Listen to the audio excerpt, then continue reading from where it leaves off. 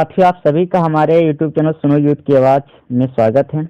आज हम जिस टॉपिक पे बात करने वाले हैं उसमें हम ये जानेंगे कि जो ये हमारा टीम है, जिसे आप एनजीओ भी कह सकते हैं, अर्थात गैर कोई सरकारी संस्था है। ये किस तरह काम करती है, इसकी पृष्ठभूमि क्या थी और इसमें इसकी खास बातें क्या हैं। इसमें यदि आप जुड़ना चाहें तो किस तरह आप इसमें जुड़ सकते हैं। तो पहले तो आप इसके टीम के लोगों से रूबरू हो गए होंगे कि ये टीम का नाम है SYK और यहाँ पे ए, जिसका मतलब होता सुनो यूथ की आवाज़। तो ये जो हमारा प्रोस्पेक्टस है इसी वर्ष का है, 2021-22 का। तो इसके हिसाब से हम जानेंगे कि क्या थी हमारी टीम की पूरी पृष्ठभूमि और इस समय यह कैसे काम करती है। तो सबसे पहले हम जानेंगे कि जो हमारा टीम है या फिर जो एनजीओ है वो उसका लक्ष्य क्या है, उसका उद्देश्य क्या है। तो जो हमारा टीम है सुनो यूथ की आवाज़, इसका मेन लक्ष्य या फिर उद्देश्य है कि हमारी संस्था का मुख्य उद्देश्य ये है कि हमारी संस्था का मुख्य उद्देश्य गरीब व मध्यम वर्ग के विद्यार्थियों को कोचिंग तथा अन्य माध्यम से शिक्षित करना, ना महज उनकी बौद्धिक क्षमता विकसित करना, बल्कि योग, खेल व विभिन्न कार्यक्रमों को संपन्न कराकर शारीरिक रूप से भी सक्षम बनाना है, जिससे वो अपने अधिकार की रक्षा के लिए जागरूक होकर स्वयं लड़ सकें। हमें हर एक झुग्गी झोपड़ियों में जाकर देश के अंतिम बच्चे तक एक गुणवत्तापूर्ण शिक्षा बिना किसी धार्मिक, जाति या राजनीतिक भेदभाव के निस्वार्थ भाव से सुनिश्चित करवाना है। इसको यदि हम सरल भाषा में समझे तो इसका मूल अर्थ ये है कि हम जो हमारी टीम का मुख्य रूप से काम होता है कि जो भी गरीब बच्चे होते हैं या फिर जिनके पास पैसों के अभाव में कोचिंग आदि करने से वंचित हो जाते हैं या फिर जिनको शिक्षा का मूल अर्थ नहीं पता होता है, तो ऐसे बच्चों को हम कोचिंग के माध्यम से, किसके माध्यम से, कोचिंग के माध्यम से तथा कुछ और माध्यम होते हैं, उनसे मिलते हैं या फिर अन्य कोई तरीके से मिलते हैं और उनको जो प्राइमरी एजुकेशन होता है उसके प्रति हम अवेयरनेस फैलाते हैं। साथ ही उनको फ्री कोचिंग के माध्यम से जो भी उनकी शिक्षा होती है बुनियादी, जैसे कि कक्षा 1 में जो उसका सिलेबस होता है, जो 2 में सिलेबस होता है, उस हिसाब से उनको शिक्षा के प्रति जागरूक करना। साथ ही जो पास के सरकारी स्कूल हैं उनमें उनको भेजना प्रोत्साहित करके। और इसी तरह ये जो हमारा पूरा काम है उसमें ये जो सबसे खास बात है वो ये है कि हम बिना किसी धार्मिक, जाति या राजनीतिक भेदभाव के निस्वार्थ भाव से ये जो पूरी व्यवस्था है हम लोग सुनिश्चित करवाते हैं। ठीक। और जो हमारे कुछ एक्स्ट्रा एक्टिविटी होती है जिसमें हम लोग उनको कुछ योग पे ध्यान देते, कुछ योग वगैरह करवाते हैं। जो बच्चे स्पोर्ट्स के प्रति जिनका रुझान होता है, जिनकी रुचि होती है, उनको हम खेल के प्रति उनको अवेयरनेस फैलाते हैं और ऐसे कोच या फिर ऐसे स्पोर्ट्स पर्सन को उनके बीच लाते हैं जो उनकी हेल्प कर सके। तो इस तरीके से हम लोग कुछ अपना ऐसे गरीब बच्चों को फ्री कोचिंग के माध्यम से उन्हें शिक्षित करते हैं। ठीक। अब बात ये आई कि इसका जो हमारा टीम है इसका मूल रूप क्या है या इसकी मूल अवधारणा क्या है, जिसे हम प्रस्तावना के रूप में जानेंगे। तो इसका जो मूल अवधारणा है वो ये है कि यह संस्था पूर्ण रूप से गरीब विद्यार्थियों को समर्पित है, अर्थात जो भी इसमें विद्यार्थी लाभान्वित होंगे वो या तो आर्थिक रूप से गरीब होंगे, आर्थिक रूप से क्या होंगे, गरीब होंगे। ठीक। और जो पैसों के कारण अन्य अभाव के कारण गुणवत्तापूर्ण शिक्षा से वंचित हो जाते हैं। हमारी टीम का एक विद्यार्थी वर्ग है, ये जो हमारी पूरी टीम है ये कैसा है, इसमें ज़्यादातर जो मेंबर होते हैं या फिर जो वर्कर होते हैं, जो उसमें अपनी सेवा देने वाले लोग होते हैं, वो सब क्या होते हैं, ज़्यादातर कैसे लोग होते हैं, विद्यार्थी वर्ग होते हैं। कैसे होते हैं, विद्यार्थी वर्ग, यानी ज़्यादातर उसमें स्टूडेंट होते हैं। अतः हमारे पास अब यही एक समस्या है, अतः हमारे पास इस समाज को देने, क्योंकि जो स्टूडेंट हैं जैसे या फिर जो हमारी टीम में लोग काम करते हैं उसमें उनके पास कोई इस समाज को लौटाने के लिए जो भी समाज से लिया है ज्ञान, धन, वैभव, उस समाज को लौटाने के लिए उसके पास केवल इस समय क्या है, जो उसके पास अपनी शिक्षा है और उसी शिक्षा को वो लौटा रहा है और समाज से ऋणी होने की प्रयत्न कर रहा है। तो इसी तरह पूरी टीम संकल्पबद्ध होकर सर्व समाज शिक्षित हो, इस उद्देश्य के लिए सदैव प्रयत्नशील है। हमारी जो एनजीओ है इसकी स्थापना सन 2017 में हुआ था। कब हुआ था? 2017 में हुआ था। उत्तर प्रदेश के प्रतापगढ़ जिले में हुई थी और आज हम 3 शाखाओं में अपनी सेवा दे रहे हैं। अगर हम बात करेंगे कि ये जो इसमें मेंबर जोड़ते हैं वो किस किस प्रकार काम करते हैं, तो इस जो कार्य प्रणालियाँ पूरी है इसको हम मूल रूप से 3 भागों में विभाजित करते हैं। यदि पहला भाग बात करें तो क्या होता है कि ज़्यादातर जो मेंबर होते हैं, यदि आप जुड़ना चाहते हैं तो आपको निःशुल्क कोचिंग शिक्षा इस संस्था के माध्यम से देना पड़ेगा। साथ में यदि आप ये काम करने के लायक नहीं या फिर कुछ किन्हीं समय अभाव के कारण ये आप नहीं कर पाते हैं, तो आपको दूसरा जो काम इसमें हमको सेलेक्ट करना पड़ेगा वो क्या है कि ज़रूरतमंद जितने भी गरीब बच्चे होते हैं उनको जैसे कुछ जो उनकी बुनियादी जैसे उनके कपड़ा, पुस्तकें आदि की आप मदद कर सकते हैं। साथ में उनके हक के बारे में क्या कर सकते हैं, आप जागरूक कर सकते हैं। ठीक, अब बात करेंगे कि ये जो हमारी पूरी टीम है इसका आय स्रोत क्या है। इसका आय स्रोत क्या है, अर्थात ये जो पूरा हमारा ये पूरा व्यवस्था चलता है इस एनजीओ में, इसका जो मेन होता है मनी, क्या मनी या फिर जिसे आप बोल सकते हैं धन, ये कहाँ से आता है, अर्थात इसका आय स्रोत क्या है। तो इसके जो समस्त सदस्यगण होते हैं, समस्त सदस्यगणों का अपने निजी खर्चे में कटौती कर संस्था के आर्थिक जरूरतों को पूरा करना, अर्थात जितने भी इसमें मेंबर होते हैं वो सब अपना खुद के पॉकेट मनी से कुछ कुछ बचाकर इस संस्था को डोनेट करते हैं। उसी संस्था इन्हीं पैसों से इन बच्चों को कापी, किताबें या फिर अन्य चीजें प्रोवाइड कराई जाती है। दूसरा क्या होता है कि कुछ ऐसे भी लोग होते हैं जो संस्था का सहयोग करना चाहते हैं, तो उन सहयोगी मित्रों से हम लोग कुछ अपनी क्या करते हैं, मदद लेते हैं। ठीक, अब बात करेंगे कि इसकी शाखाएं कहाँ कहाँ पे, इसकी शाखाएं कहाँ कहाँ पे है। तो इसकी जो पहली शाखाएं हैं वो है प्रतापगढ़, क्या है, प्रतापगढ़। जो दूसरी शाखा है वो है प्रयागराज, और जो तीसरी है वो क्या है, लखनऊ है। ठीक, अब एक सबसे यहाँ पे जो जानने वाली बात है कि हम लोग कभी कभी बीच बीच में ऐसे कुछ एनजीओस होते हैं या फिर कुछ ऐसे टीम होते हैं जो हम लोग की थोड़ा टीम क्या कहते हैं, हेल्प करना चाहते हैं। तो कुछ ऐसे भी लोग बीच में मिल जाते हैं जो हमारी टीम की हेल्प करना चाहते हैं। तो इसी बीच एक इन्हीं समयों के बीच में एक जो टीम है, एक तरह का एनजीओ है जिसका नाम है टीम मदद। क्या नाम है, टीम मदद। इसी टीम मदद के तहत हम लोग लखनऊ में अपनी सेवा दे रहे हैं। साथ में ऐसी एक टीम है भीम शिक्षा सेवा संस्थान, इसकी मदद से भी हम अपनी सेवा दे रहे हैं, और इस तरह करके हमारी संस्था अपने लक्ष्य की ओर अग्रसित है। अब थोड़ा सा हम विचार जानेंगे।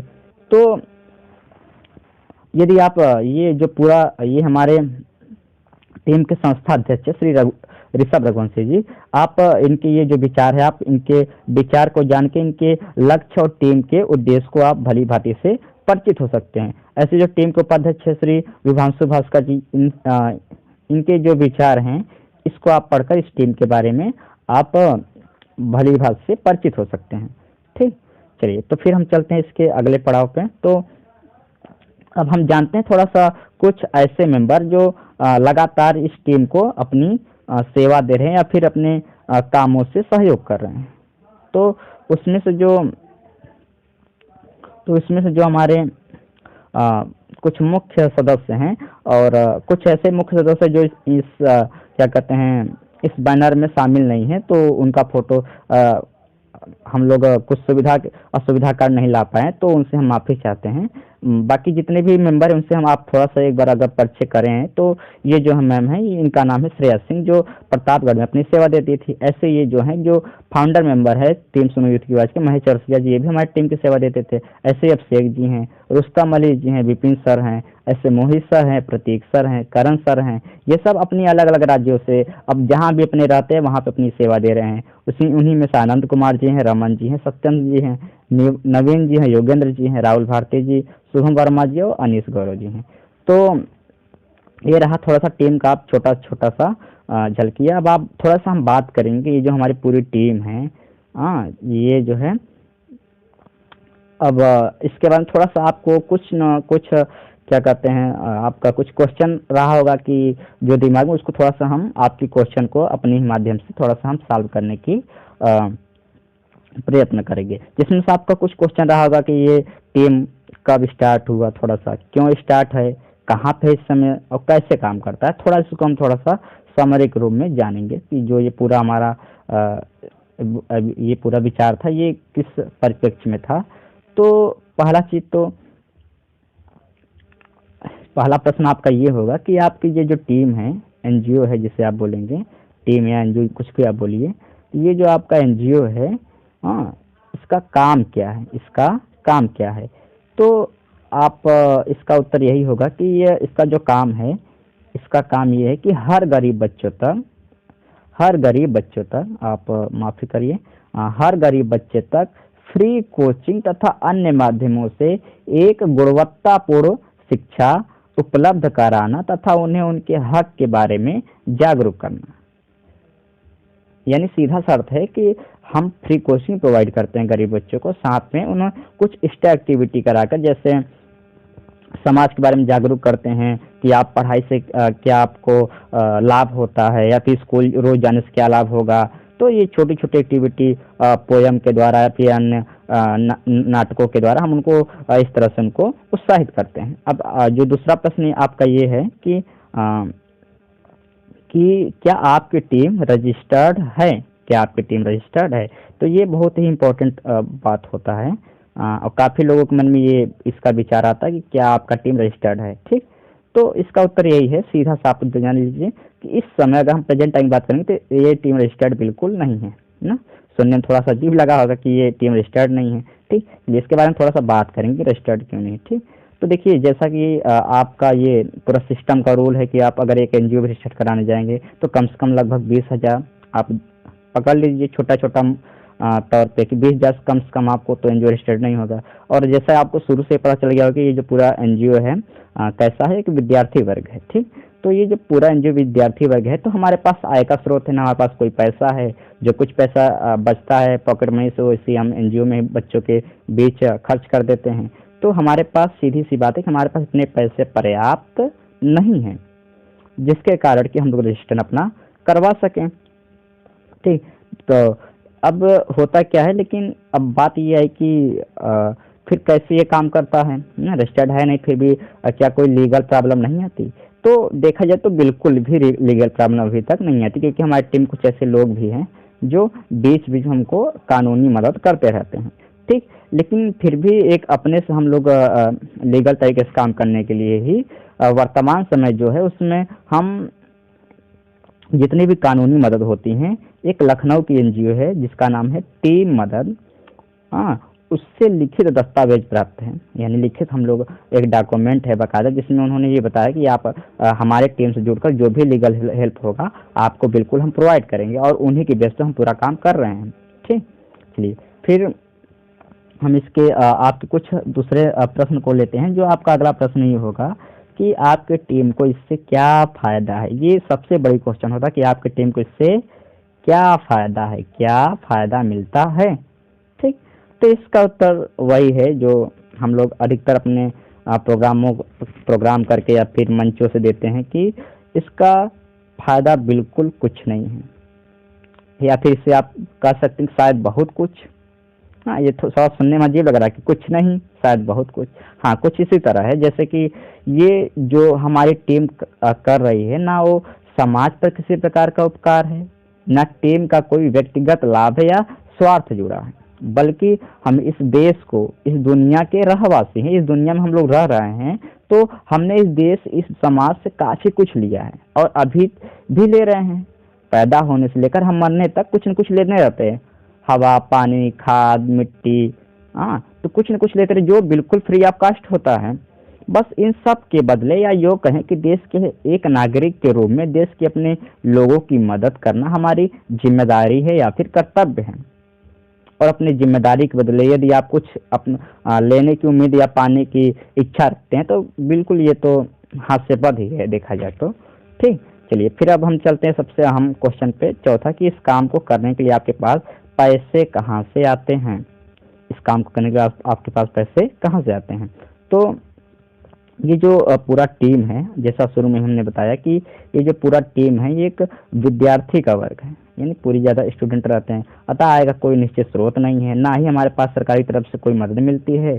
हम व्यक्तिगत जेब खर्चे से ही कटौती कर टीम की आर्थिक मदद करते हैं, जिसमें टीम के सभी सदस्य व आप सब शामिल हैं। हाँ, जैसा हम आपसे शुरू में कह रहे थे कि पूरा ये जो हमारा पूरा ग्रुप है स्टूडेंटों का ग्रुप है। ठीक, अब ये जो पूरा मनी हम लोग पास आता है ये सब इनके पॉकेट मनी से ही कुछ बचा बचा के देते हैं, और इन्हीं पैसों से बच्चों के बीच थोड़ी सी क्या करते हैं, कापी किताबें वगैरह या फिर बोर्ड वगैरह, ये सब हम लोग इन्हीं से करके प्रोवाइड करते हैं। तो मुझे उम्मीद है कि आपको इतनी बातें समझ में आ गई। चलिए आप कुछ और प्रश्न हम ले लेते हैं। जैसे कि सबसे अगला जो हम क्वेश्चन है कि इसकी शुरुआत कब हुई और कैसे हुई और कैसे हुई। ठीक, ये जो छोटी सी बुनियादी क्वेश्चन होती है कि इसकी जो आपकी टीम है सर, इसकी शुरुआत कब और कैसे हुई। ठीक, तो इसका जो शुरुआत हुआ था सन 2017 में चिलबिला, प्रतापगढ़ का ही एक एरिया है, छोटा सा इलाका है जिसका नाम है चिलबिला, वहीं प्रतापगढ़ के झोपड़पट्टी से हुई थी। कारण क्या था कि वर्तमान की स्थितियां, विशेषकर उन बच्चों की सामाजिक स्थिति जो सड़क पर कबाड़ या भीख मांगने का काम किया करते हैं। अर्थात जो हमारी टीम की शुरुआत होती उन्हीं बच्चों को पढ़ाने से हुई थी, जो बच्चा अक्सर चिलबिला, जो जिसके पास ही एक रेलवे स्टेशन है या फिर जो उसके आसपास की दुकान है, वहीं पर लोग भीख मांगा करते थे। उन्हीं से कुछ लोगों को, जो टीम के फाउंडिंग मेंबर थे, वो लोग अपना उन्हीं से शुरू किए थे, उनसे बातचीत किए, लगा कि हाँ इन बच्चों के लिए कुछ किया जाए, और वहीं से इस टीम की क्या हुई थी, शुरुआत हुई सन 2017 में प्रतापगढ़ के चिलबिला नामक जगह से। चलिए फिर अब अगला अगर हम बात करेंगे कि जो आपका अगला प्रश्न है कि इसकी ब्रांच कहाँ कहाँ है, इसकी ब्रांच कहाँ कहाँ है। तो अगर हम बात करेंगे इलाहाबाद में कहाँ है, प्रतापगढ़ में कहाँ है, लखनऊ में कहाँ है, अभी कुछ समय तक लखीमपुर खीरी में भी हम लोगों ने काम किया। तो अगर हम बात करेंगे इलाहाबाद में, तो इलाहाबाद में जो पहला हमारा आता है वो इलाहाबाद में, इलाहाबाद शहर से 30 किलोमीटर दूर एक जगह है जिसका नाम है मेजा। ठीक, यहाँ पर भी हमारी टीम काम कर रही है। ऐसे ही एक जगह है नैनी, यहाँ पर भी हमारी कुछ टीम काम कर रही है। ऐसे ही एक जगह है मेजा रोड, यहाँ पर भी हमारी टीम काम कर रही है। ऐसी एक जगह हडिया, यहाँ पर भी हमारी टीम काम कर रही है। अब बात करेंगे अगर प्रतापगढ़ में, तो प्रतापगढ़ में ही एक जगह है जहाँ से हमारा शुरुआत हुई थी सफ़र की, इस एनजीओ की, जिसका नाम है चिलबिला। यहाँ पे हमारी टीम इस समय प्रेजेंट में काम कर रही है। लखनऊ की बात करें तो जो मेन स्टेशन है उससे ही कुछ दूर। अब बात करेंगे लखीमपुर खीरी में, तो लखीमपुर खीरी में ही एक जगह है, वहाँ पे हमारी टीम काम कर रही है। अभी जो हम लोग सातवां अंतिम प्रश्न लेंगे वो ये है कि सातवां जो प्रश्न हमारा है ये है कि माफ करिए कि टोटल ब्रांचों की संख्या कितनी है। तो जो टोटल हमारे ब्रांच हैं वो टोटल है 7 ब्रांच। कितनी ब्रांचें हैं? 7 ब्रांच, जिसमें से आज लगभग 500 विद्यार्थी रोज फ्री एजुकेशन ले रहे हैं और कुल 30 मेंबर की मदद से। देखा जाए तो सभी मेंबरों का इसमें मदद है प्रत्यक्ष या अप्रत्यक्ष रूप से, लेकिन विशेषकर जो मेंबर वहाँ पे टीचिंग करने जाते हैं उनका सबसे विशेष योगदान होता है। उन्हीं 30 मेंबर की वजह से ये पूरा हमारा क्या कहते हैं एनजीओ जो है ये पूरा चल रहा है। अब 8वां जो प्रश्न है कि ये शुरू कि टीम में कौन सा काम, जैसे आप लोग अब यहाँ पे अब जैसे आपको लग रहा हो कि हमको भी देश के लिए कुछ करना चाहिए या फिर कुछ इस टीम की मदद से कुछ अपना कर्तव्य निभाना चाहिए। तो अब बात यहीं से आती है सर, यदि टीम में मैं कौन सा काम करूँ और आपसे कैसे जुड़ूँ। ठीक, तो इसका उत्तर यही है कि टीम के पहले आपको जो टीम के काम है उनसे परिचित होना पड़ेगा कि टीम में आखिर काम कौन कौन से है। तो टीम के काम को कुछ इस प्रकार है, इनमें से कोई एक काम चुने। तो जो पहला टीम का काम है कि रोज या कम से कम हफ्ते में मात्र 1 दिन या 1 घंटे के लिए पास के गरीब बच्चों को फ्री में कोचिंग पढ़ाए।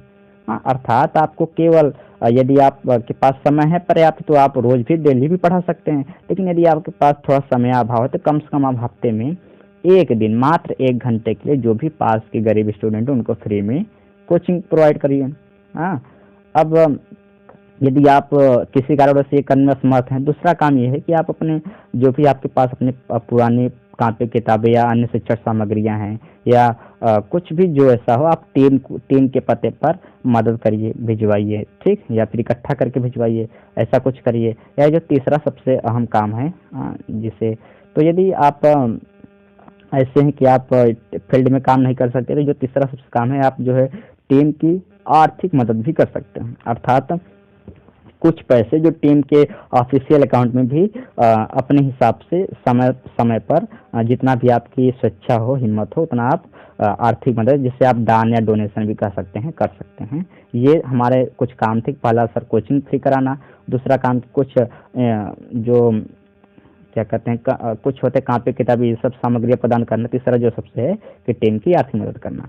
ठीक, अब बात आई कि टीम पे जुड़े कैसे। तो जो भी टीम आपके पास जिस व्हाट्सएप नंबर संपर्क या फिर इस व्हाट्सएप नंबर पे आपको हाय लिखना है, हाय लिखकर किसी एक काम को चुने। पहले तो इन तीनों में से कोई एक काम चुने, उसके बाद करना क्या है कि किसी एक काम को चुनकर टीम के व्हाट्सएप जो नंबर ये है, इसको थोड़ा सा आप लिख लीजिए या फिर नोट डाउन कर लीजिए। इस पर आप कॉल या मैसेज करें और आप वहाँ पे बस ये लिख के मैसेज करिए ज्वाइन, लिख के मैसेज करिए ज्वाइन। फिर आपको हम कांटेक्ट कर लेंगे और तुरंत आपको ही हम ज्वाइनिंग या फिर अपने टीम में शामिल कर लेंगे। अब सबसे अंतिम जो प्रश्न है कि अगर मैं आपकी टीम से जुड़कर एक ब्रांच खोलना चाहूँ, यदि मैं आपकी टीम से जुड़कर एक ब्रांच खोलूँ तो आपकी टीम हमें क्या मदद करेगी? ये सबसे अहम सवाल है कि ठीक है सर, हम पढ़ाने के लिए भी मैं काम भी चुन लिया, मैं आपका मेंबर भी बनना चाहता हूँ, यदि मैं आपके टीम में कोई अलग नया ब्रांच स्टार्ट करूँ तो कैसे आप मदद करेंगे हमारी? ठीक, तो इसके बारे में थोड़ा जानेंगे। तो आपको शुरुआत में कुछ जरूरी पठन पाठन सामग्रियाँ जैसे बोर्ड, चटाई, कापी, किताबें आदि की व्यवस्था कराना, जो आपके ब्रांच पर बच्चों की संख्या व 10 से 15 दिन के आपके कार्य कुशलता पर निर्भर होगी, जिसे आपको बराबर टीम के पास फोटो आदि भेजकर लगातार सूचित करना होगा। अब इसको हम थोड़ा सरल भाषा में समझेंगे। तो यदि आप टीम आपको हेल्प कर सकती है, तो जो भी आप मान लीजिए जिस ब्रांच में स्टार्ट करना चाहते हैं, तो पहला तो आपको वहाँ पे 15 दिन, कितना दिन? 15 दिन जिस कंडीशन में उसी कंडीशन में उनको कोचिंग पढ़ाना पड़ेगा। यदि आप 15 दिन लगातार या फिर जो इस ग्रुप के एडमिन है या फिर जो भी इस एनजीओ के संस्थापक है उनसे संपर्क करके ये दिन आप कम भी करवा सकते हैं। यदि आप मान लीजिए 7 ही दिन अगर लेते हैं कि 7 दिन यदि लगातार आप 7 दिन यदि आप पढ़ाएं, ठीक, और इन 7 दिनों में आप लगातार ग्रुप के माध्यम से यहाँ के क्या कहते हैं जो भी संस्थापक है या फिर जो पदाधिकारी है उनको आपको फोटो के माध्यम से सूचित करना पड़ा कि हाँ इतने बच्चे पहले दिन थे, इतना बच्चे दूसरे दिन थे, इतने बच्चे तीसरे दिन थे, इस तरह करके बच्चे बढ़ रहे हैं कि नहीं बढ़ रहे हैं, आप पढ़ा रहे हैं रेगुलर, उनको 7 दिन सूचित करिए कि हाँ आप काम करना शुरू कर दिए। तो यदि आपके काम से वो संतुष्ट हो गए तो आपको जो भी वहाँ पे शुरू करने के लिए बुनियादी ज़रूरतें होंगी, जैसे पहला चीज़ आपको बोर्ड, हाँ, कुछ मैट वगैरह, हाँ, पठन पाठन की मार्कर वगैरह, ठीक, कुछ एबीसी चार्ट वगैरह, ये सब जो भी बुनियादी ज़रूरतें होती है एक संस्था के लिए, बेसिक ज़रूरतें, वो आपको मुहैया कराई जाएगी। ठीक, यदि वो आपके कार्य से संतुष्ट होते हैं तो ठीक, जो आप उनको फ़ोन के माध्यम सूचित करेंगे, व्हाट्सएप के माध्यम सूचित करेंगे या फिर जो आपको माध्यम उचित लगे या आपको सहज लगे। चलिए इसमें आपको ध्यान देना पड़ेगा कि जो सबसे ज़रूरी बात है कि काफ़ी लोग सोचते हैं कि इसमें क्या कोई सैलरी मिलेगी, तो ये आप यहाँ पे देख लीजिए कि आपको किसी प्रकार से कोई वेतन आदि नहीं प्राप्त होगा। ठीक, ये आपको इसमें से कोई भी मंथली वेतन नहीं मिलेगा, मंथली सैलरी वगैरह नहीं मिलेगा।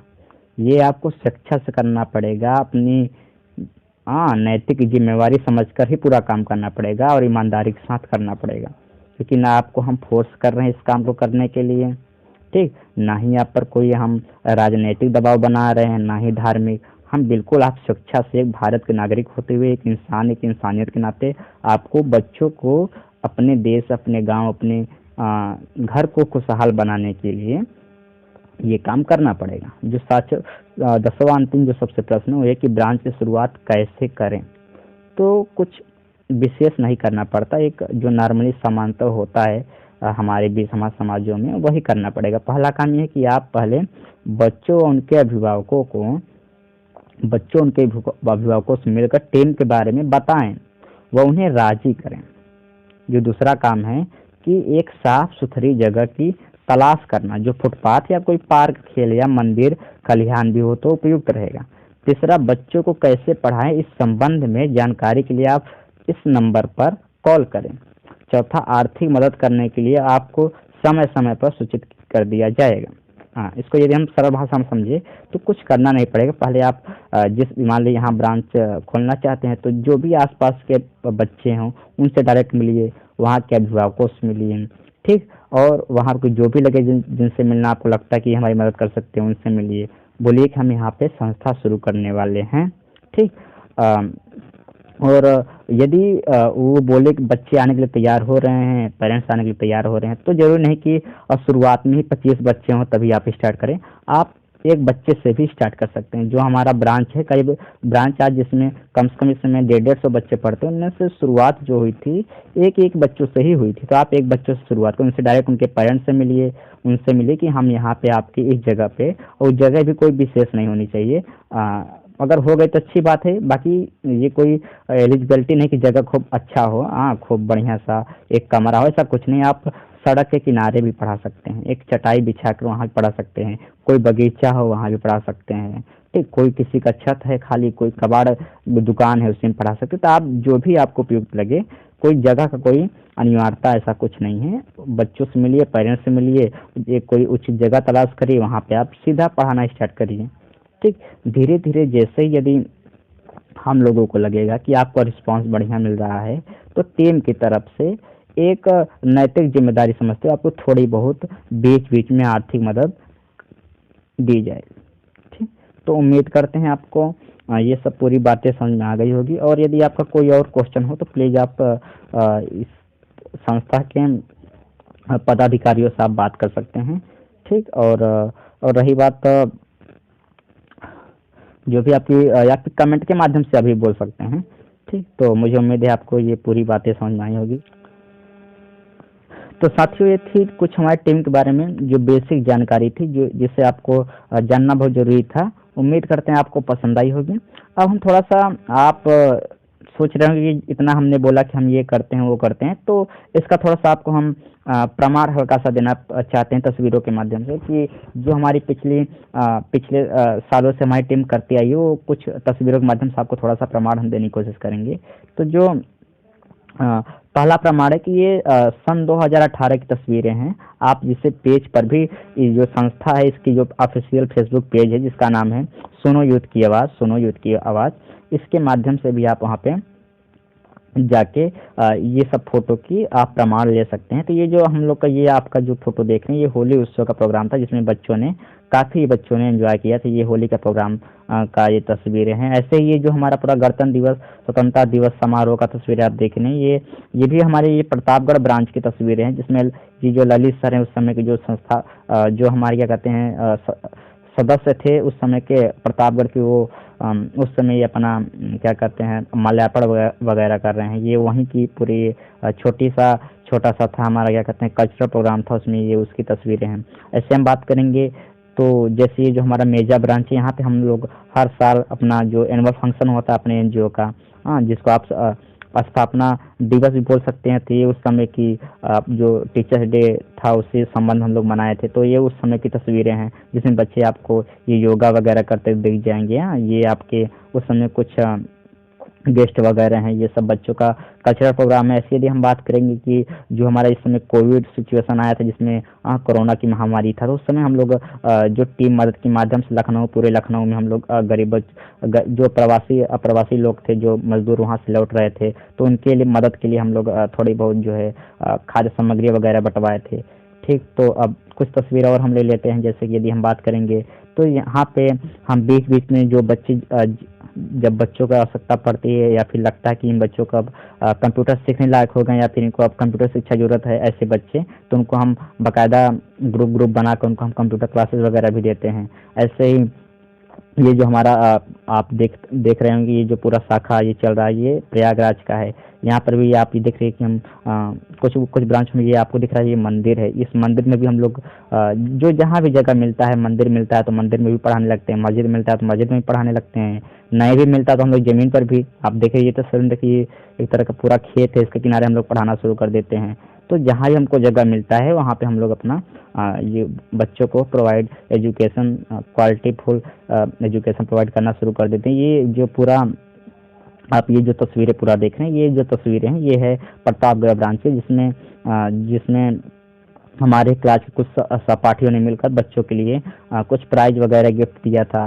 ऐसे करके कुछ कापी किताबें वगैरह हम लोग उनको प्रोवाइड करते रहते हैं। ऐसे ये जो आप देख रहे हैं ये तस्वीरें हैं प्रतापगढ़ ही ब्रांच के, चिलबला ब्रांच के बच्चे की तस्वीरें हैं, जिसमें कुछ उनको आर्ट वगैरह देकर उनको थोड़ा सा कुछ क्रिएटिविटी बनाने की हम लोग कोशिश कर रहे थे। फिर ऐसे यदि हम थोड़ा सा और आगे बढ़ेंगे तो ये जो हमारा ये पूरा ये आप तस्वीरें, ये जो सबसे इम्पोर्टेंट तस्वीरें जिसमें बीच में एक हमारी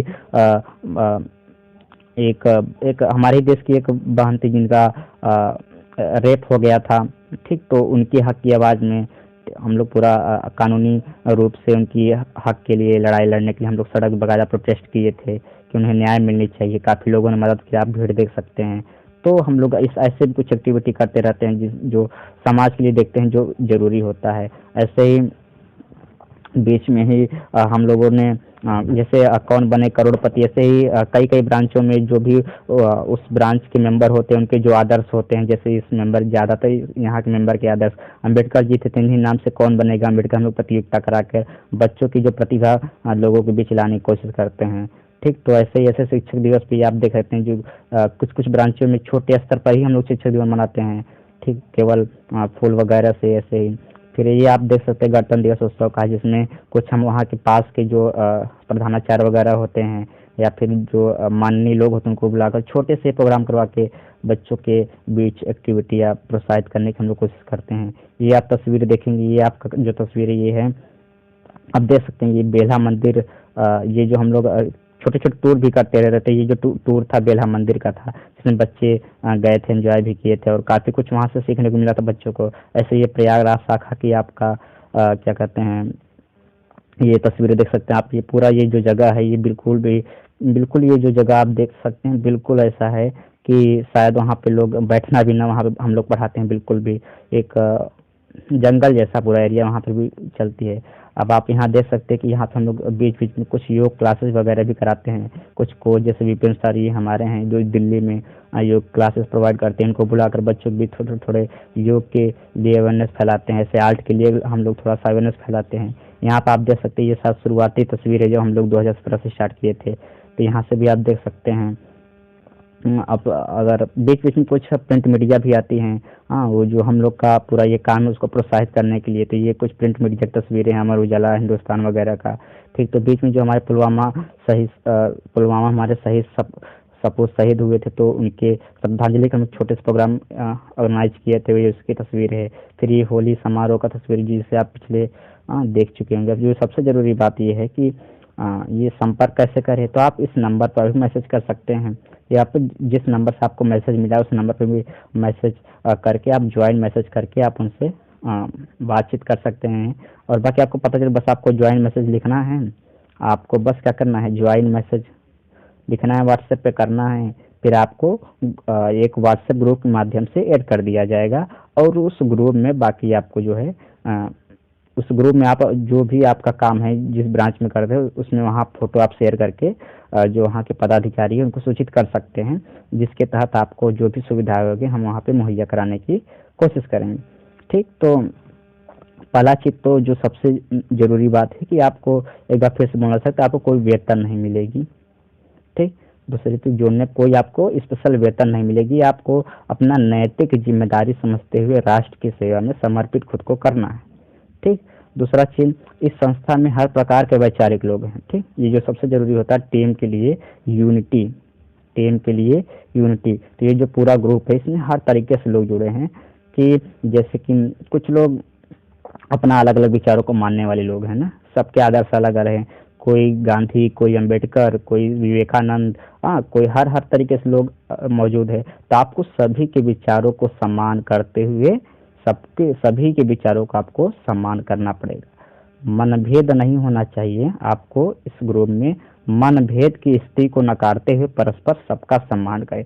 किसी का भी विचार है आप उसको उसमें सम्मान करना पड़ेगा तथा जो भी हम लोग बीच बीच में निर्णय लिया जाता है, कोई भी जो जरूरी निर्णय उसमें आपको 2/3 मत से निर्धारित होता है, अर्थात पूरे मेंबर की वोटिंग होगी और जिस मत के लिए लोग ज़्यादा वोट करेंगे वो मत हमारा मान्य होगा। ठीक, तीसरा जो सबसे ज़रूरी बात है कि आप यदि कार्य करना चाहते हैं, फिर से बात कर रहे हैं कि कम से कम हफ्ते में कम से कम आधे घंटे पास के एक दिन, हफ्ते में एक दिन कम से कम आधे घंटे पास के गरीब विद्यार्थियों को निःशुल्क कोचिंग दें। ठीक, या फिर आप प्रसार प्रचार करें या फिर आप आर्थिक मदद, इन तीनों कामों को एक चुनकर आप ज्वाइन लिखकर जो जिस नंबर पर आप मैसेज किए हैं उस पर ज्वाइन लिखकर आप मैसेज करें। ठीक, या फिर आप एक नंबर और है इस पर भी आप मैसेज कर सकते हैं। इस पर आप नंबर एक बार नोट कर लीजिए, इस पर अभी आप इस पर भी आप मैसेज कर दीजिए। ये नंबर है 73, हाँ एक बार देख लीजिए आप, 73 94 85 72 77। ये आप नंबर नोट कर लीजिए, इस पर आप ज्वाइन लिखकर मैसेज करिए, बाकी चीज़ें आपको पदाधिकारियों द्वारा पता चल जाएगा। तो यदि आप हमारे टीम से सुनो यूथ की आवाज़ के अन्य सोशल मीडिया प्लेटफॉर्म, जैसे यदि आप फेसबुक हुआ, फेसबुक, ट्विटर, इंस्टाग्राम या फिर अन्य यूट्यूब के जरिए यदि जुड़ना चाहते हैं, तो आपको बस थोड़ी सी ये जानकारी देना चाहता हूँ कि यदि आप यूट्यूब के जरिए जुड़ना चाहते हैं तो बस आपको ये सर्च करना है, सुनो यूथ की आवाज़। क्या उसका सर्च करना है?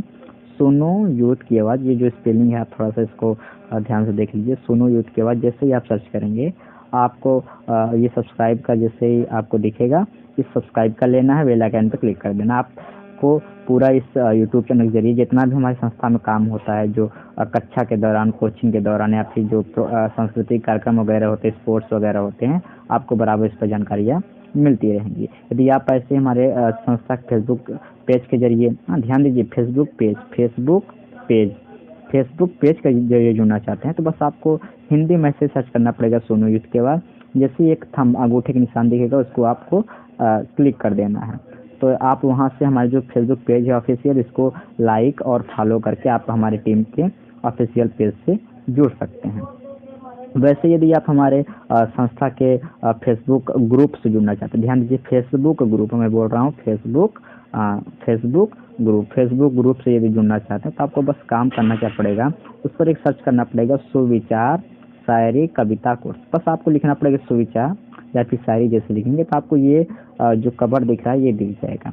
जैसे ही कवर दिखेगा बस आपको करना क्या है कि आपको जो है एक ज्वाइन ऑप्शन दिखेगा, ज्वाइन करके लिखाएगा, इस पर आप क्लिक करेंगे और इस ग्रुप को ज्वाइन कर लीजिएगा।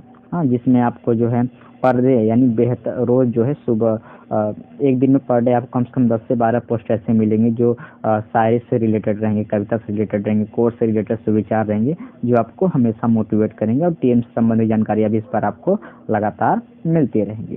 ठीक, अब जो सबसे ज़रूरी बात आता है कि ज़्यादातर लोगों के मन में ये एक सबसे जो इस पूरे जो हमारा ये आपके बीच संवाद रहा, तो इसके बीच आपके मन में एक विचार आता होगा कि ये मैं ही क्यों करूं। सबसे ज़्यादातर सबके जहन में सवाल आना स्वाभाविक है कि मैं ही क्यों करूं। इस देश में तो भाई 125 करोड़ जनता है, अब तो भाई 130 करोड़ हो गई, तो मैं ही क्यों करूं, बाकी सब लोग तो नहीं कर रहे हैं। ठीक, तो इसका एक ही आंसर मैं आपको एक फोटो तस्वीर के जरिए देना चाहते हैं कि यदि यही चीज़ हमारे अम्बेडकर साहब सोचे होते हैं, विवेकानंद जी सोचे होते, गांधी जी सोचे होते, या फिर भगत सिंह, चंद्रशेखर, राजेंद्र प्रसाद वगैरह, या फिर गांधी जी सोचे होते हैं, सुभाष चंद्र पटेल जी सोचे होते, यही चीज़ कि मैं ही क्यों करूं। यदि यही ये प्रश्न किए होते खुद से, या फिर इस समाज से कि मैं ही क्यों करूं, तो शायद आज जो हम आपके बीच इतना आसानी से इस मोबाइल के जरिए या फिर खुद आज़ाद अंदर महसूस होकर आपसे बातचीत कर ले रहे हैं, ये नहीं हो पाता। ठीक, तो इसलिए क्योंकि ये जो आप सोचते हैं कि मैं ही क्यों करूं, तो भाई ये करना हमारी ही जिम्मेदारी है। इसका एक ही आंसर है कि ये हमारा जिम्मेदारी है, हमारी क्या है, कर्तव्य है। ऐसा करना हमारा कर्तव्य है। जैसे यदि मैं बात करूं कि ऐसा कहीं नहीं लिखा है ना कि आपको जो है माँ बाप की सेवा करनी पड़ेगी, अगर नहीं करेंगे तो आपको उम्र कैद हो जाएगी, ऐसा कहीं लिखा नहीं है। लेकिन हम ऐसा करते हैं अपनी नैतिक जिम्मेदारी समझते हुए कि ये हमारा नैतिक कर्तव्य, हमारी नैतिक जिम्मेदारी है। इसी प्रकार आपके ऊपर कोई ये बाउंडेशन नहीं है, ना कहीं संविधान लिखा कि आपको जो है लोगों की मदद करना है। ये अपना आप जो है नैतिक जिम्मेदारी कि भाई मैं इस देश के लिए, ये देश हमको इतना कुछ दिया है। जब से हम पैदा होते हमेशा हवा, पानी, मिट्टी, लोगों की मदद, प्रेम, सहानुभूति, हमेशा कुछ न कुछ इस देश से मिला है। और आज जहाँ भी आज आप या हम खड़े हैं, ये इस देश के एक एक मिट्टी, एक एक हवा के कण का ही योगदान है। ठीक, तो ये हमारी भी जिम्मेदारी बनती है कि इस देश को कुछ न कुछ वापस लौटा दे, क्योंकि ये नेचर का नियम है, प्रकृति का नियम है। मैं दान पुण्य की बात नहीं कर रहा हूँ कि ऐसा करेंगे तो आपको जो है स्वर्ग मिलेगा, नर्क मिलेगा, ये तो बहुत ही क्या कहते हैं छोटी बात रहेगी और हास्यास्पद बात लगेगी। आप इसलिए करना भी जरूरी कि ये जो नेचर है ऐसे चलता है, ये इस नेचर से हम जितना लेते हैं उतना नेचर भी हमको देती है। और यदि हम केवल नेचर से ले तो एक दिन ऐसा आएगा कि इस नेचर पूरा क्या हो जाएगा, खाली हो जाएगा, इस नेचर में कुछ मिलेगा ही नहीं। यानी हमको ऐसा बैलेंस बना के चलना पड़ता है, यही नेचर का नियम। हमेशा नेचर बैलेंस बना के लिए, यदि आप चाहते हैं ये नेचर का स्थिरपन हमेशा बना रहे, तो हमेशा इस नेचर को बैलेंस बनाना पड़ेगा।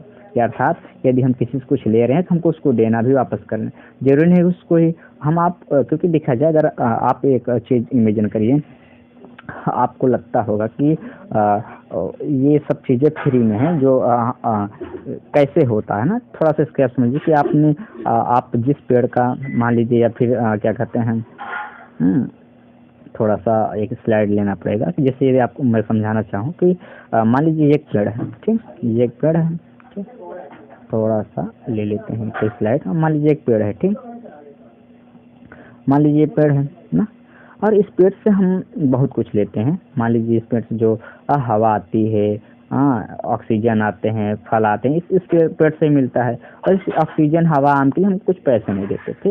यदि ये भाई मान लीजिए कोई सड़क से कोई आपको दिख गया पेड़ है जो आपके बगल गांव में है, तो उन सबसे ऑक्सीजन आ रही है या फिर हमको फल मिलता है, तो इसके बदले हम उसको कुछ देते नहीं हैं, क्योंकि ये जो पेड़ है ये हमारे पूर्वजों ने लगाया। कौन लगाया? हमारे पूर्वजों ने लगाया, ठीक। और उन्हीं पूर्वजों की वजह से ही आज हमको ऑक्सीजन मिल रहा है। फिर ऐसे ही हम भी क्या करेंगे, पेड़ लगाएंगे, फिर हमारे जनरेशन मिलेगा, फिर हम भी पेड़ लगाएंगे, हमारे अगले जनरेशन मिलेगा।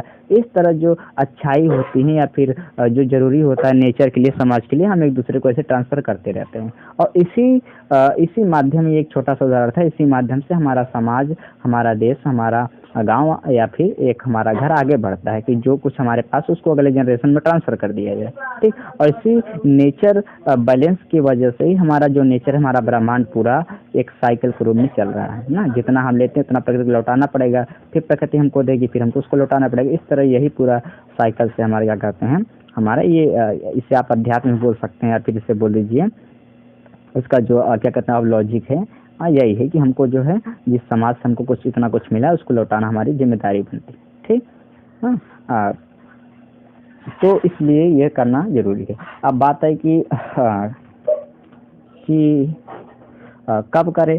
तो देखिए इसकी कोई उम्र नहीं होती। यदि हम बात करें कि जैसे यदि अपने हम महापुरुषों में बात करें कि जैसे ये आप थोड़ा सा एक चीज़ और थोड़ा सा हम यहाँ पर आपको या ध्यान देना जरूरी समझते हैं कि आपने जो है एजुकेशन या आपकी टीम ने एजुकेशन को ही क्यों इतना इम्पोर्टेंट दिया और क्यों रास्ते नहीं दिए, ठीक।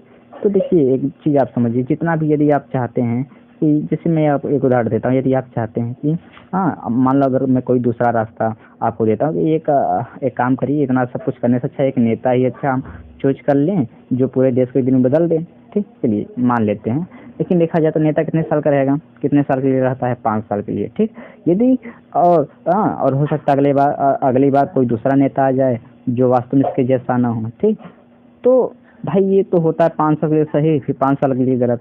तो इसके लिए सबसे अच्छा यही है ना, क्योंकि यदि हम चाहते हैं कुछ ऐसा हम इसके बुनियादी परिवर्तन कर दें, जैसे ये जो पूरा मान लीजिए देश है, छोटे छोटे गांव, छोटे छोटे देश ना, छोटे छोटे राज्यों से मिलकर बना है, छोटे छोटे घरों, छोटे छोटे परिवार को मिलकर ये पूरा देश बना है।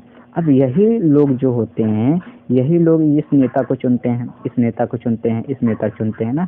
तो अच्छा नेता का अच्छा बुरा होना केवल उसमें नेता की ही व्यक्तित्व तो नहीं होता, बल्कि उसमें इन सभी लोगों का शामिल है। यदि मैं काम करूँ, ये जो यहाँ आपको लोग दिख रहे हैं गाँव के, देश के, यदि इन सबको मैं शिक्षित कर दूँ, खुद ये भी शिक्षित हो जाएं, ये भी शिक्षित हो जाएं, ये भी शिक्षित हो जाएं, तो जाहिर सी बात है जब इनको ये लोग शिक्षित हो जाएंगे तो ये जो नेताओं की पॉलिसी होगी उसको भी समझने लगेंगे। तो इसका ये सबसे बड़ा इफेक्ट रहेगा कि जब जनता बेवकूफ़ रहेगी तो नेता भी बेवकूफ़ ही चुनेगी। यदि जनता को यदि हम समझदार बना दे, शिक्षित कर दे, तो जाहिर सी बात है वो अच्छे नेता को भी चुनेगी।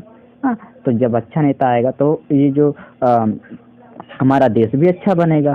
तो इसीलिए ज़रूरी है कि जो सबसे बुनियादी ज़रूरत है कि हम एजुकेशन में कुछ चेंजेस लाएँ। ठीक, बात है सुनिए। अब बात करेंगे कि थोड़ी-सी एक चीज़ और बात करेंगे। आप क्या कह रहे हैं कि एजुकेशन सरकार भी तो फ्री फ्री एजुकेशन बाँटती है। फिर उसमें हमारे मंत्र क्या है? तो देखिए, सरकार जो जितनी भी सरकारें हैं ना, वो ज़्यादातर सरकारें बस औपचारिकता कर रही हैं, ठीक? या फिर हम जिस जो लोग हमारे टारगेट है या फिर जिनको हम पास ही अपना सुविधा देना चाहते हैं, वो लोग ऐसे घर से आते हैं कि वो लोग ऐसे घर से आते हैं जिनके अंदर कोई शिक्षा के प्रति ना कोई लगाव है, ना उससे कोई उम्मीद है। तो यदि हम इनके घर जाके, ठीक, इनके घर जाके 2-4 दिन इनको कोचिंग पढ़ाएँ या फिर इनको इस कंडीशन में ला दें कि एक तरह का लत जैसा, कि वास्तव में इनको जो एक टेस्ट होता है सक्सेस, टेस्ट ऑफ सक्सेस या टेस्ट ऑफ एजुकेशन, इनको बस एक बार एजुकेशन का टेस्ट दें। इनमें एजुकेशन को लेकर इनमें इंटरेस्ट जगाएँ, घर पे जाके कोचिंग के माध्यम से या फिर किसी अन्य माध्यम से इनको बस एक बार एजुकेशन के इम्पोर्टेंट और इसके प्रॉफिट के बारे में समझाएँ, या फिर इनको इस तरह एजुकेशन की तरफ इंटरेस्ट बढ़ा दें कि यदि मान लीजिए कि ये खुद इस स्कूल की तरह भागने लगे, ठीक? तो हम लोग का बस यही है कि ये लोग क्योंकि इनके पास भी स्कूल रहता लेकिन नहीं जाते नहीं, क्योंकि इनको डर लगता है कि कहीं हम जाएँ, हमको पता नहीं समझ में आएगा कि नहीं समझ में आएगा। तो यदि हम इनको कोचिंग के माध्यम से ऐसा कुछ इनको सिखाएँ, इनके अंदर स्किल पैदा करें या फिर कि ABCD वगैरह ऐसे करके छोटी-छोटी चीज़ें सिखाएँ, तो ज़ाहिर-सी बात है ये लोग इनका रुझान स्कूल की तरफ बढ़ेगा। और फिर जो सरकारी नियम से प्राइमरी स्कूल होते हैं, इनमें इनका जब जाना शुरू होगा तो वास्तव में ये फिर हाँ, एक आम लोगों की तरह ये शिक्षा के गुण और से परिचित होंगे और ये शिक्षा की ओर इनका झुकाव निश्चित रूप से सफल होगा। ठीक, तो अब बात आया यहाँ पे एक चीज़ ये आया कि क्या जो हम कर रहे हैं इससे बदलाव क्या वाक़ई में संभव है? तो देखिए, हम ये नहीं करें कि 100% संभव है, लेकिन एक चीज़ बताइए, जैसे मान लीजिए घड़ा है। अब इसमें क्या करना है, मान लीजिए पूरा देश है, ठीक है ना? अब इसमें क्या करना है कि मान लीजिए हमको इसमें क्या करना है कि इस पूरे ये मान लीजिए जो घड़ा आपको दिख रहा है ये पूरा देश है, ठीक? अभी मान लीजिए पूरा क्या है, पूरा खाली, यानी इसमें एजुकेशन 1 भी परसेंट नहीं है, ठीक? तो यदि मैं काम करूँ, ये मैं हूँ, ये मेरी अगली जनरेशन, ये उसकी अगली जनरेशन, ये उसकी अगली जनरेशन। मान लीजिए मैं आया, ठीक? और इस घड़े को एजुकेशन, मान लीजिए जो देश है इसको मैं इतना पूरा भरा, ठीक? इसके बाद हमारी दूसरी पीढ़ी आई, ये आई, इतनी भरी, ये आई, इतनी भरी, हाँ, फिर इसका अगला पीढ़ी आई, इतना भरा। तो देखिए, जो परिवर्तन होता है या फिर क्रांति होता है ये एक ही साल में नहीं आता, इसको आने में 100 साल 150 साल लगेंगे। तो शुरुआत तो हमें लोग को करनी पड़ेगी ना। तो यदि हम लोग अपने इस अगले जनरेशन के भरोसे बैठे तो क्या पता ये वाला जनरेशन अगले जनरेशन के भरोसे बैठ जाए, ये वाला अगले जनरेशन के भरोसे बैठ जाए। तो यही करना पड़ेगा कि थोड़ा सा हम भरेंगे, थोड़ा सा अगली जनरेशन, थोड़ा सा अगली जनरेशन, थोड़ा सा अगली जनरेशन, और एक समय आएगा कि पूरा जो घड़ा है हमारा पूरी तरह से एजुकेशन से क्या हो जाएगा, भर जाएगा। हाँ, या फिर हर समाज का सभी तबका सभी लोग क्या हो जाएंगे, एजुकेटेड हो जाएंगे, सभी लोग क्या हो जाएंगे, एजुकेटेड हो जाएंगे। तो उम्मीद है आपको ये पूरी बातें समझ में आई होगी। ठीक है, तो बाकी यदि आपको पास कोई कंफ्यूजन हो तो आप जो है आप जो है हमको इस टीम का ऑफिशियल व्हाट्सएप नंबर या फिर सोशल मीडिया के जरिए आप हमको संपर्क कर सकते हैं। तो